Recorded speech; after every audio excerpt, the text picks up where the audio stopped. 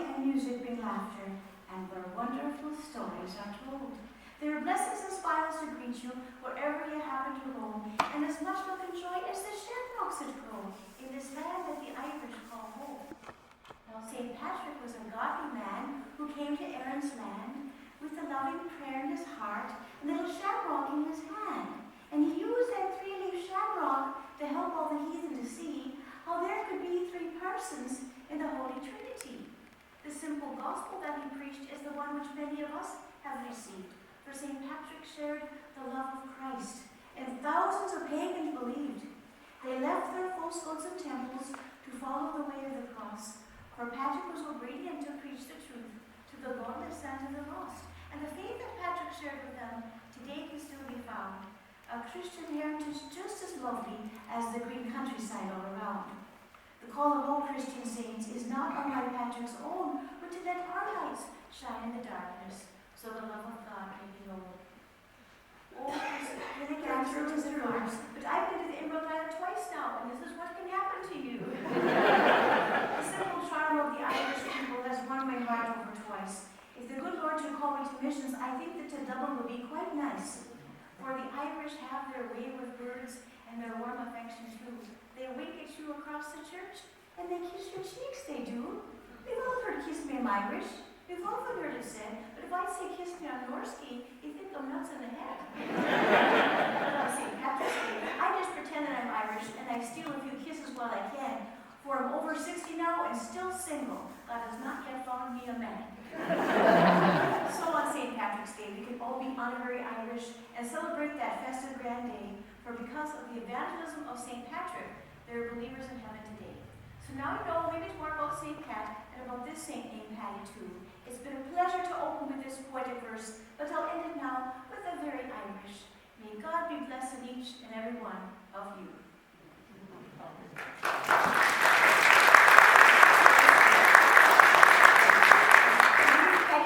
If you've never heard me before, that's quite all right.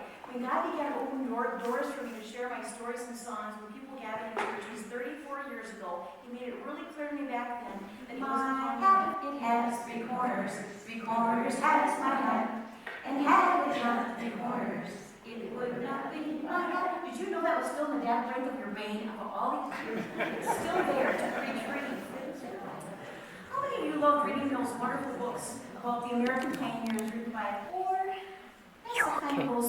You're okay, thank you. And then, of course, they had their own kind of hats to wear during those days to keep the sun off their eyes when they're out working in the fields.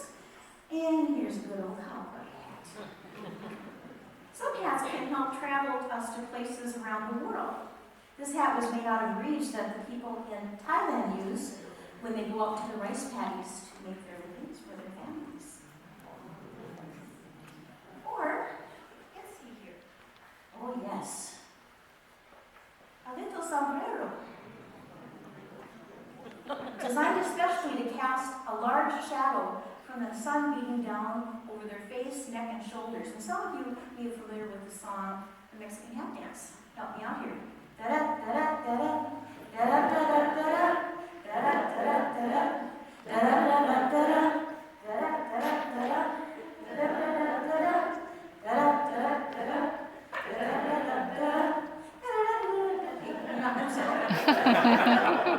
not too many Mexicans here tonight. Okay, in the warm, we need to stay warm in the winter. So these are some fur hats. This is made out of beaver, and this matched the coat that my grandmother wore.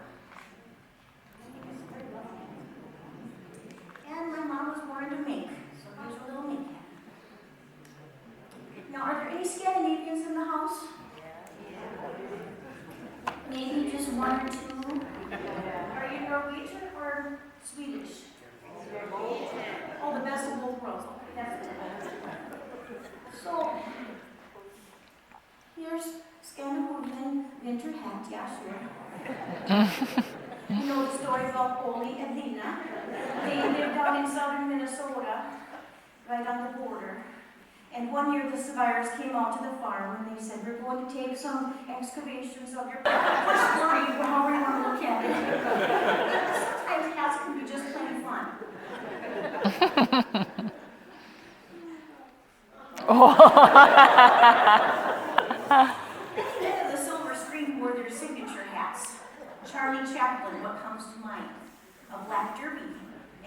cane. Of course, there are those other guys that wore derbies too, Stan and Ollie. Stan, Laurel, and Oliver Hardy all wore their round derbies as they bantered back and forth with each other's slapstick humor. In one of their comedy sketches, Stanley asked, Ollie, what did one hat say to the other hat? And Ollie's comeback was, you stay here, I'll go on ahead.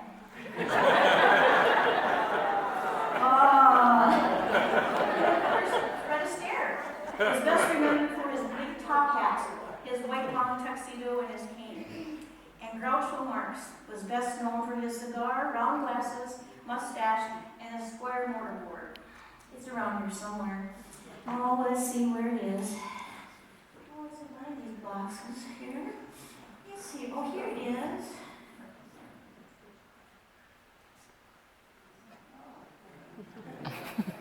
I know if I got a face, but in your case, I'll make a glad exception, yes. And even Sir Conan Doyle's character, Sherlock Holmes, had his signature hat.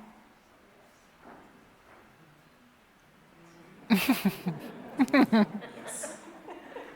And there was men who, like Maurice Chevalier and Gigi, who always wore a bowler. I saw a gentleman here with a bowler. Where's your bowler hat?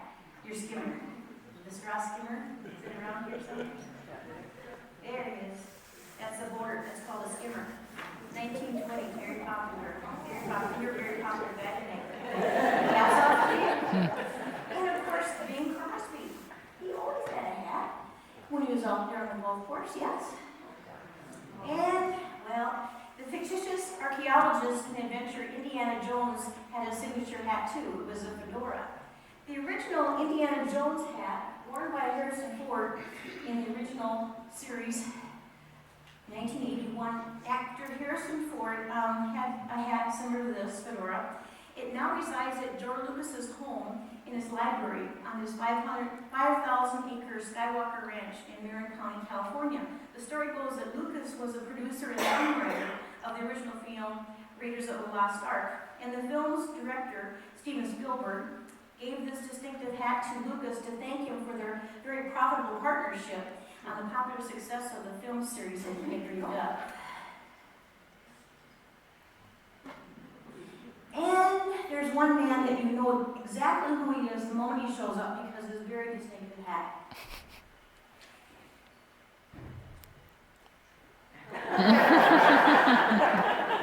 And of course, once in a while, one of these guys shows up too. I believe that under every cute hat, there's a very great woman to be found. Do any of you remember back in the 1970s when the first top-rated television sitcom was the Mary Tyler Moore Show? In the opening titles each Saturday night, we'd see Darling Mary filmed wearing a winter coat and a knit cap. Take a nothing day and suddenly make it all seem worthwhile. Well, it's you, girl, and you should know it. With each glance and every little movement, you show it. Love is all around, no need to waste it. You can have it all, don't you waste it. You're gonna make it after all. Do-do-do-do.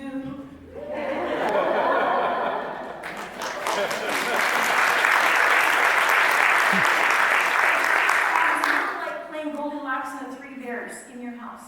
Sometimes they're just too big.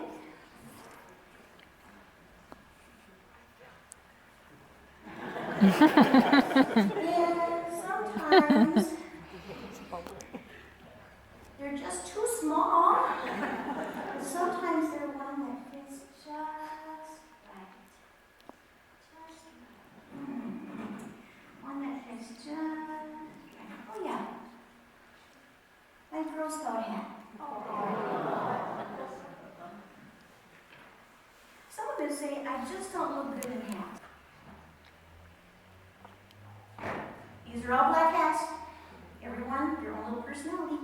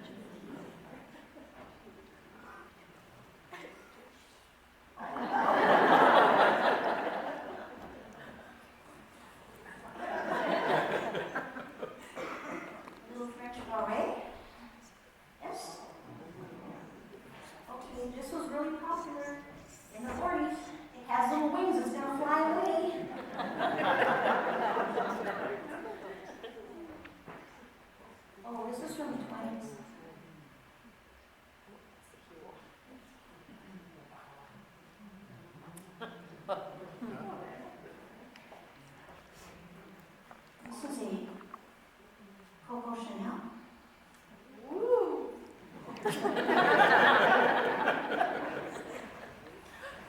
sorry to desecrate your sanctuary with all these hats, but I'll clean up my mess, I promise. I'll be fine for worship on Sunday. Here's one from the Renaissance. Look, Romeo and Juliet. Oh, this one is kind of fun. It's black and gold, but pretty fun. Oh, let's see. This is my Russian hat. It's very Russian to me. Yes, my name is Natasha. I am I won't go into that. No. Okay. And here's. Oh, this is a fun one.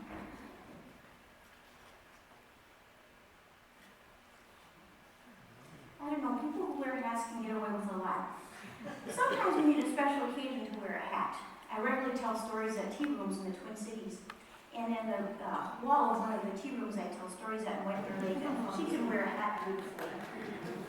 And here's one, an Easter bonnet that belonged to my mother. Very pretty, all the way around. And let's see here. Oh, this one was made for someone who wants to wear a ponytail. Oh, this one is just something sweet that you just would think a little old lady would wear to church, don't you think? All of these little bonnets here. Nice and cheerful. This is a more contemporary one. Still worn for Easter these days. All straw. Pretty floral lines. Oh, here's a pretty one. This is a very old hat. It's a little tired looking, but it's had a happy life. It's just been on the road too long with me.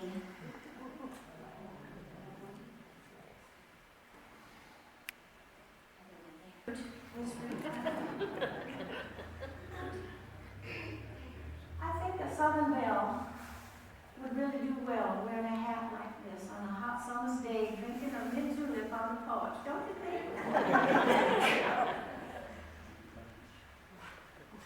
Authority or leadership must have like this captain of a ship hat.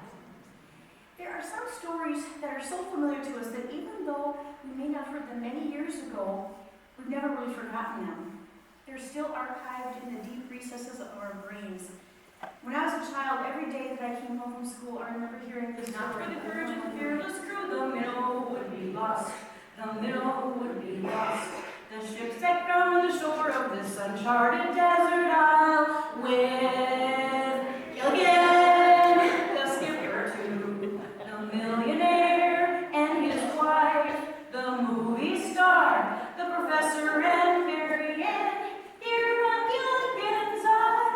So this is the tale of the castaways. They're here for a long, long time. You'll have to make the best of things. It's an uphill climb. The first mate and his skipper too will do their very best to make the others comfortable in this tropic island nest. No phone, no lights, no motor cars, not a single luxury. Like Robinson Crusoe, it's primitive as can be. So join us here each week, my friends. You're sure to get a smile from 7 stranded castaways. Here are Gilligan's Isle. Oh yeah. Give yourselves a hand. You did a good job on that.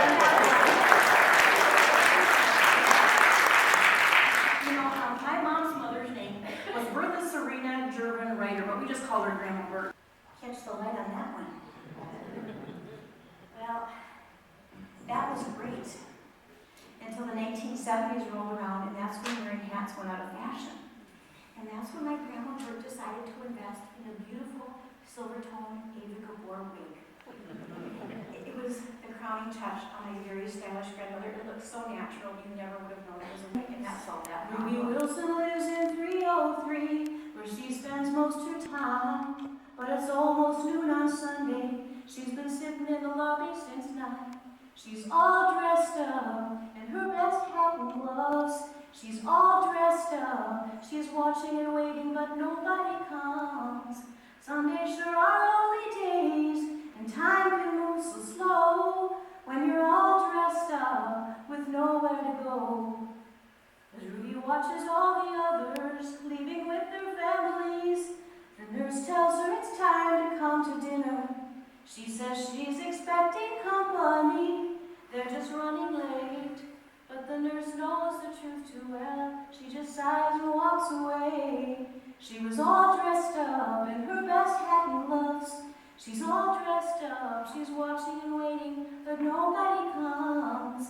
Some days sure are lonely days, and time can move so slow when you're all dressed up with nowhere to go. Proverbs 30, chapter 3, verse 27 says, "Do not withhold good from those to whom it is due, when it's in your power to do it."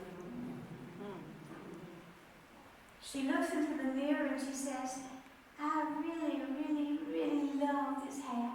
And everyone else says, "Oh, Miss Ruby, we sure do love that hat of yours." Well, Miss Fanny is 99 years old and very small. In fact, she's grown to be about the same size she was when she was a little girl. Miss Fanny and her daughter, Miss Wanda, live together. Miss Wanda makes her mother breakfast every morning. "Don't eat so much breakfast," says Miss Fanny, sitting in the sofa in her robe. But Miss Wanda tries to mind because Miss Fanny is her mama. But she forgets, and she brings her a piece of sausage, buttered toast and jelly, and a scrambled egg, and a cup of soothing herbal tea. Miss Fanny always says, "Oh my, that's way too much," and then she gobbles every bit of it down. Every morning after breakfast, Miss Fanny reads her Bible. She has worn out her Bible from reading it over and over again. It's been said that if your Bible's falling apart, chances are your life has always been just like Easter. It made her feel fresh and brand new. But she wasn't the only one that thought it was a very special hat. Everyone at church looked for that pink straw hat every Easter Sunday, just as they looked for the tulips and daffodils to bloom in the spring. Now, Miss Fanny took the straw hat out of her round box and she put it on, even though she was wearing her oldest house dress with a torn pocket. And she looked into the mirror and she sighed. In her heart, she did not want to part with her favorite hat, not one bit at all. And then she took a deep breath and she repeated her favorite Bible verse. "With God, all things are possible." And she placed the hat back in the round box and she said, "You know, Lord, I think that this could really bring the church a lot of money." And she put the lid on the round box and she said, "You know, maybe you could fix that old pipe organ that's so out of tune. Or why, it could probably even mend the church bell. Or help pay for a whole new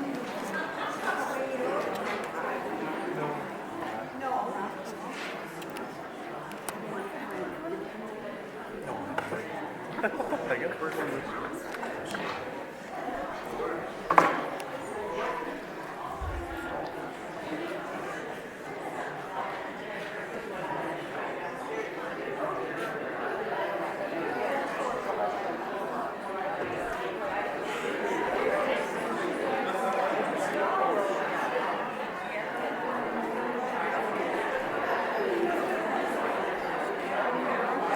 It's really a peachy color. Excuse me. Sure. Excuse me. Excuse me.